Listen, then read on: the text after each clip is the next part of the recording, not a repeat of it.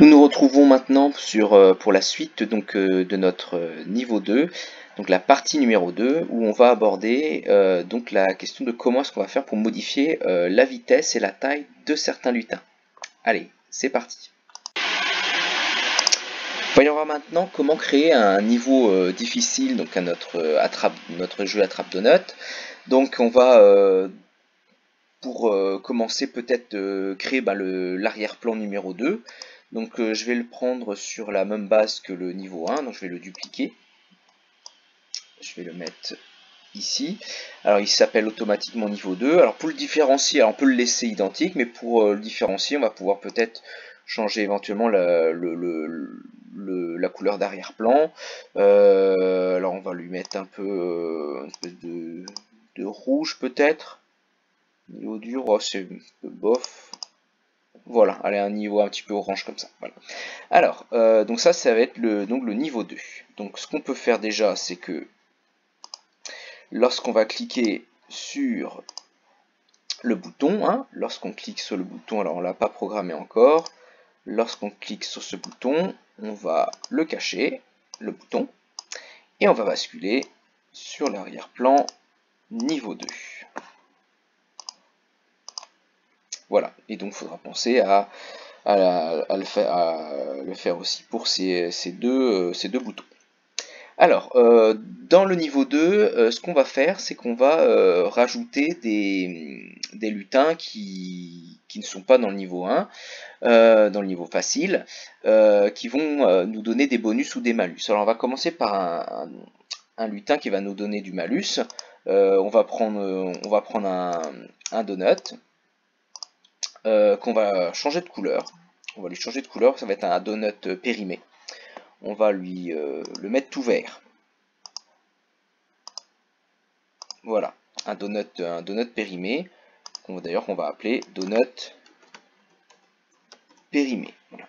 Donc ce donut, alors il va apparaître simplement que dans le niveau 2, donc on peut déjà changer ça, hein. Il apparaît que dans le niveau 2. Donc on le cache toujours ici et là, il est caché ici, très bien, et puis on peut même lui dire aussi qu'il est, quand on est sur le niveau 1, il est aussi caché. Celui-là il apparaît que dans le niveau 2. Alors, on a dit que c'était un malus, donc du coup il ne faut pas gagner des points lorsque notre bonhomme principal le touche. Par contre il va perdre des points, donc moi je décide qu'il perd 3 points. Il perd 3 points s'il touche notre Avery Rocking. Lorsqu'il touche le sol, il va ni perdre de points ni en gagner, donc on va enlever cette partie-là. Voilà. Alors voyons voir déjà si on va retrouver notre... Voilà, on voit notre donut qui tombe. Voilà. Alors il nous manque nos autres lutins, hein, donc on va pouvoir déjà les faire apparaître. Donc ici on va simplement dupliquer les scripts. Alors ils bougent toujours de droite à gauche. Pour l'instant il bouge toujours de 10 à moins 10. On va voir dans quelques instants qu'on va pouvoir peut-être lui changer sa vitesse. Et ici, le changement de costume hein, qu'on avait fait, on va aussi le faire pour le niveau 2. Voilà. Alors vérifions si tout va bien. Donc voilà, on a récupéré notre bonhomme. Pas de souci. Alors je vais quand même cacher ces deux boutons là qui m'embêtent. Donc quand on bascule sur le niveau 2, on se cache. Et c'était celui-là aussi. Pour le bouton des règles. Voilà. Voilà. Donc là on a notre jeu. Alors on va faire apparaître du coup aussi nos donuts. Alors il va falloir, alors je vais peut-être les mettre les uns sous les autres. Donc ça c'est le niveau 1. Donc hop, on duplique. Niveau 2. On duplique. Niveau 2. Ils ont toujours la même programmation. Donc pas de souci. Je fais donc la même chose ici. On duplique, et on change. Niveau 2, niveau 2.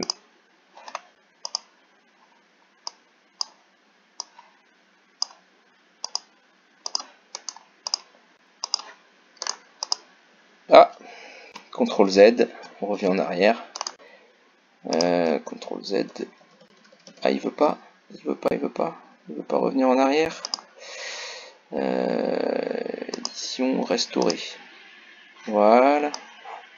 J'ai récupéré mon script. Ouf. Ici. Et là. Voilà. Alors, on essaye de nouveau. Et ben voilà. Alors, j'en ai un à qui j'ai oublié de changer. Voilà, c'est ici. J'ai oublié de changer ici. Voilà. Alors, on a rajouté donc un donut périmé. Alors, je crois que nos variables n'apparaissent pas non plus. Voilà, donc il va falloir ici, hop, on duplique. On les fait apparaître dans le niveau 2. Alors on peut déjà changer éventuellement la durée du jeu. On avait dit 10 secondes pour le niveau 1. Bon, on peut le faire allez, on va peut-être faire 30 secondes pour le niveau 1. Et puis peut-être 1 minute pour le niveau 2. On va mettre 60 secondes. Voilà. Et on a toujours notre timer. Alors le score ici, on va, étant donné qu'on va avoir du bonus, du malus, on va le changer, on verra bien à la fin du jeu. Ça on le réglera. On va mettre 20 points. Mais ça on va le voir à la fin du jeu. Alors, notre niveau 2. Ah, bah voilà. Ça marche bien. Ok. Alors, on va rajouter maintenant un... Alors, stop. On va rajouter maintenant un bonus. Alors, un bonus sous forme d'un lutin en forme de pomme. Voilà, parce que je trouve qu'une pomme, c'est quelque chose qui est bon à manger. Et je pense que ça peut être un bon bonus. Alors, ma pomme, ce qu'on va faire, c'est que, en plus comme c'est un bonus, on va lui changer de couleur. Moi j'ai envie de la mettre en doré. Donc je vais lui changer de couleur. Au mieux qu'elle soit rouge, je vais la mettre un peu jaune, un petit peu doré. Hop, jaune comme ça. Parfait. Alors, je vais... alors, il faut que je la programme, cette pomme. Alors, cette pomme, finalement, elle va avoir un peu les mêmes programmes que les autres. Hein. Donc, ce qu'on va pouvoir faire, c'est dupliquer éventuellement. Est-ce que je peux tout dupliquer? Non. Donc, alors, elle va apparaître que dans le niveau 2. Alors, je vais prendre ça. Et puis, ouais, alors il faut qu'elle soit cachée aussi. Il faut qu'elle soit cachée là aussi. Ok, voilà. Alors voyons voir. Notre pomme. Donc ça, c'est les cachés montrés.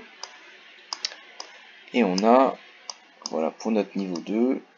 Alors, on peut dire que pour le niveau 1, c'est caché. Hein. Allez, hop. Le niveau 1, il n'y a pas de pomme dorée. Alors voyons voir déjà si elle apparaît. Donc là elle apparaît pas. Elle n'apparaît pas. Et elle apparaît. Alors on l'avait déjà super réduit sa taille. Donc à 20% on voit que c'est pas mal. C'est pas mal. Alors au niveau de sa vitesse, on va la faire descendre assez vite. Hein, parce que c'est un bonus qui est... qui doit être quand même difficile à attraper. On va le faire descendre à -10. Je pense qu'à -10, il va descendre assez vite. Bien évidemment, on perd rien si jamais on l'a loupé. Hein, donc on enlève ce truc-là. Par contre, si jamais on l'attrape. Alors si jamais on l'attrape, en fait, on va faire autre chose. Alors j'enlève ça pour l'instant. Ce qu'on va faire, moi ce que j'ai prévu, c'est que si jamais on touche cette pomme dorée là, eh ben, on va multiplier la vitesse de déplacement de notre lutin principal par 2. Ah. Donc là, on va créer une nouvelle variable, parce que on est d'accord que notre lutin Avery Walking, eh ben, il avance de 10 à chaque fois hein, qu'on appuie sur la flèche du clavier. Donc ça, c'est une valeur qui est fixe, qui ne bouge pas durant tout le long de notre jeu. Moi, je veux qu'on puisse la faire varier, c'est-à-dire qu'on puisse se déplacer beaucoup plus vite. Donc, je vais créer une variable que je vais appeler vitesse. Vitesse, avec mes gros doigts, vitesse Avery. Voilà, parce que c'est le nom de notre bonhomme. Vitesse Avery. Alors, ce qu'on va faire, c'est que déjà, on va paramétrer pour que ça fonctionne bien pour le niveau 1. Donc, pour le niveau 1, on va dire qu'on met la vitesse Alors, voilà, on va le mettre là. Vitesse Avery, on a dit que c'était 10. C'était 10. Ça, c'est le niveau 1. Donc, pour ici, 10 et 10, très bien. On va mettre... Alors, ah oui. Alors, ici, on ajoute 10 à X pour qu'il se déplace vers la droite, et on ajoute moins 10 à X pour qu'il se déplace vers la gauche. Ce qu'on va faire, comme étant donné qu'on a orienté notre lutin à droite et à gauche grâce à 90 et moins 90, on va enlever ça et on va plutôt mettre juste avancer. Alors avancer, en fait, on va suivre la direction qu'on avait déjà déterminée au départ. Donc là, ici, on est sur une direction à gauche et ici une direction à droite. Donc en faisant avancer de 10, normalement ça ne change rien du tout, hein, on peut refaire le niveau 1. Hop, il avance de 10 à droite, à gauche, il n'y a pas de souci, ça fonctionne. Voilà, donc si on dit que finalement il avance de la vitesse qu'on a décidé, donc ici on va remplacer donc la vitesse d'Avery, on la met là, et on va dire qu'au départ sur le niveau 1, on va mettre la vitesse d'Avery à 10. Donc normalement, ici aussi, il n'y a pas de souci, il avance de 10. Donc ça fait à peu près cette vitesse-là. Voilà. Alors, maintenant, lorsqu'on va être avec notre pomme là, donc lorsque Avery Walking va toucher la pomme, on va mettre la vitesse d'Avery. Alors on va la multiplier par 2. Alors j'en profite hein, pour vous montrer d'autres blocs de Scratch. Donc on va ici prendre alors ici x2. Alors la vitesse d'Avery Walking x2 et ça on va le mettre à l'intérieur. Donc on va mettre la vitesse d'Avery Walking. On prend la vitesse qu'elle a et hop, on multiplie par 2. Par contre, on va faire ça finalement pas tout le temps.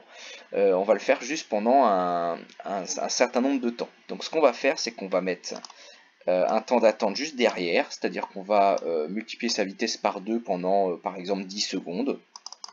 Donc pendant 10 secondes, il pourra aller beaucoup plus vite. Et lorsque les 10 secondes sont passées, eh ben, on va simplement faire... Hop, allez, on va dupliquer. On va la remettre comme elle était avant. Donc on va utiliser pareil, hop, un nouveau bloc. Hein. Là, c'est juste histoire de vous montrer un bloc différent. Donc la vitesse, on va donc la diviser par 2. Alors avant de faire notre test, on va du coup on va quand même cacher la pomme lorsque la pomme est touchée par le bonhomme. On va cacher notre pomme, sinon elle va rester figée, et puis on va penser à la remontrer une fois qu'elle sera repartie au plafond. Voilà. On va juste rajouter ça. On va ne pas oublier non plus donc, de changer ici hein, le script. Alors on peut faire la même chose qu'au niveau 1. On va donc avancer de Avery Walking. Alors on va tester ça tout de suite. Alors niveau 2, on va avoir notre pomme. Voilà, et donc là on voit que ma vitesse est beaucoup plus importante. Je me déplace beaucoup plus vite. Et donc je peux récupérer potentiellement plus de donuts. Et là j'ai récupéré, voilà, là j'ai récupéré ma vitesse de départ. Voilà, donc je récupère ma pomme et là hop, tout de suite j'accélère. Et donc j'ai mon bonus qui agit. Alors ça fonctionne. Alors hop, on s'arrête, on revient au début. Alors, maintenant que donc mon bonus fonctionne, que ma pomme fonctionne, alors on va peut-être pas la faire tomber, alors vous avez vu elle tombe régulièrement, comme c'est un bonus on va la faire tomber peut-être toutes les 20 secondes peut-être, donc on va rajouter un temps d'attente, donc on va rajouter un temps d'attente avant de se montrer ici. Hein. Une fois qu'elle est passée une fois et donc qu'elle retourne en position aléatoire tout en haut de l'écran, avant de se montrer et de tomber, On va attendre, du coup on a dit ouais 20 secondes ça peut être bien. 20 secondes ça peut être bien. Notre jeu il dure, on a dit 1 minute, donc il va apparaître, ou peut-être ce qu'on va faire, c'est, faut qu'elle apparaisse d'entrée peut-être, c'est de le mettre ici. Peut-être. Voilà. Donc comme ça elle apparaît d'entrée, donc ça laisse une première chance à notre bonhomme de l'attraper au tout début du jeu, hein, dans les premières secondes. Ensuite, ouais, ça dure 10 secondes, 11 secondes. Ouais, non, on va peut-être attendre 10 secondes simplement. Comme ça fait donc pendant 10 secondes, il a son bonus. Et la pomme réapparaît 10 secondes après. Donc ça laisse à peu près normalement 3 chances de l'avoir dans notre minute de jeu. Voilà pour ça. Alors, on va, pour terminer avec nos bonus-malus, j'ai prévu un dernier lutin à intégrer donc, dans notre jeu. Cette fois-ci, ce ne sera pas un lutin qui sera présent donc, dans la bibliothèque de Scratch, mais un lutin qu'on va aller chercher sur Internet. Alors, on va tout de suite aller voir ça. Alors nous nous retrouvons sur mon navigateur internet. Alors moi j'utilise donc le moteur de recherche Qwant, hein, que je vous conseille, qui est un moteur de recherche français et qui respecte notre vie privée. Alors je vais chercher comme lutin, je vais chercher un burger. Un burger. Alors je vais chercher une image de burger ici. Donc je vais en avoir beaucoup. Et moi je vais chercher donc dans le type d'image, je vais chercher des burgers avec un fond transparent. Donc, en cliquant dessus, voilà, je tombe sur des images avec un fond transparent. Alors qu'est-ce que ça veut dire une image avec un fond transparent? C'est-à-dire que par exemple ce burger-ci, on va voir le burger, mais tout ce qu'il y a autour ici de l'image sera transparent. Donc on verra que le burger et pas en fait un rectangle avec un fond blanc par exemple. Alors, on va prendre un burger, je crois que je vais prendre celui-là là, qui a l'air bien gras. Donc je vais cliquer dessus, je vais hop, faire un clic droit et je vais enregistrer mon burger sur mon ordinateur. Allez, je vais l'enregistrer sur mon ordinateur. Voilà. Je reviens sur mon jeu. Alors donc voilà, de retour sur notre jeu. Alors on va aller chercher donc tout de suite l'image qu'on a téléchargée d'internet. Donc on va importer le lutin depuis un fichier pour aller trouver. Alors moi je l'ai mis voilà sur mon bureau et je récupère mon burger. Alors oulala, il est bien trop gros. Alors on va tout de suite peut-être dupliquer les scripts. Alors il va avoir la même finalement à peu près la même programmation que la pomme, hein, sauf que ça va être un vrai malus. Donc on va prendre ici le script de la pomme. On va poser ça ici. Voilà. Alors, voyons voir. Alors, quand l'arrière-plan bascule sur le niveau 2, on le montre. Alors, mettre score à 0, on l'a mis plusieurs fois, à chaque fois qu'on dupliquait. C'est pas utile. Il suffit de le mettre qu'une seule fois dans un des scripts pour que ce soit bon. Donc là, on peut l'enlever. Alors, on le met à 20% de sa taille. Peut-être. Éventuellement, 20% de sa taille, ça donne... Oh, il est trop gros. Ça, c'est trop gros. On va le mettre à 10% éventuellement. On réessaye 10%. Ouais, c'est pas mal. En plus, il est gros. C'est bien. Alors, on le voit qu'il est penché sur le côté. Alors, on va utiliser, comme j'avais déjà expliqué donc, dans une vidéo précédente, parce qu'ici on l'oriente vers le bas et on le fait descendre. Ici, on va utiliser donc aucune rotation, c'est-à-dire qu'il sera bien droit comme un i normalement. Ici, voilà, il tombe bien. Alors, on le fait tomber à moins 10. Je pense que c'est bien de le faire tomber rapidement aussi. Ça va permettre d'être peut-être plus dur de l'éviter.